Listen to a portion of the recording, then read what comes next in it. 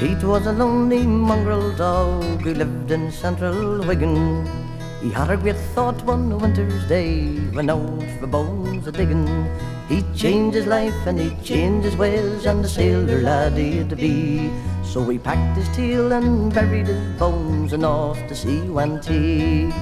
Off to sea went, off to sea went, off to sea went he. Off to sea went, off to sea went, off to sea went he. He joined an English man of war as first mate to the captain, and he travelled far to many lands where the trees were tall and champion. He roamed the seas until he had found it wasn't what he had dreamed. There was no place to bury his bones, and his tail was a permanent green.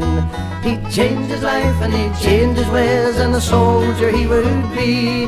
So he buried his bones in the ocean deep, and off to war went he. Off to war went, off to war went, off to war went he. Off to war went, off to war went, off to war went he. He joined the Royal Artillery as mascot to the battery. Well, they combed his hair and polished his tail, and he did things very exactly. Well, they marched him up and down the square, they stirred him to attention. But when he chased the cookhouse cat, they put him in detention. He changed his life and he changed his ways, and an airman he would be. So he swapped his guns for a set of wings, and off to fly went he. Off to fly went, off to fly went, off to fly went he. Off to fly went, off to fly went, off to fly went he. He joined the Royal Flying Lads as assistant navigator, and finding his way from here to there never was anyone greater.